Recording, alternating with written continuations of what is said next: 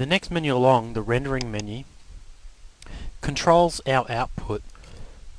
The whole process that you go through in Max is to make a scene, animate it, and put it out to some form, whether it be a single still image or a moving video that you will later put onto videotape or CD. The first command here is render. This controls or opens the render scene dialog box, and from here we can create our files for output,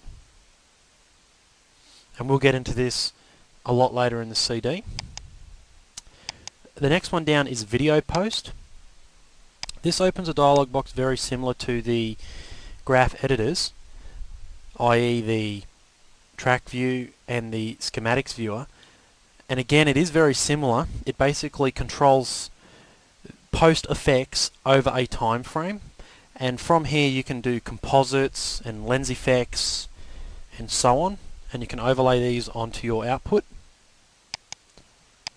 The next one along is the active shade floater, and what this will do is it'll open active shader but in a separate window from your viewports. The next one down is active shade viewport. This will apply an active shading to the current active viewport. The next command down is the materials editor, and we will play with the materials editor a little bit later on. The next one down is the material map browser, and this is a utility that allows us to browse a directory full of bitmaps and JPEGs and so on. The environment command, which is the next command down, this controls the background, how it's going to be displayed during output, whether that be a black background or a white background or a piece of video in the background. The environment will control all of that. The effects area, this is where we would add, say, combustion effects, other lighting effects. Film grain can be added here.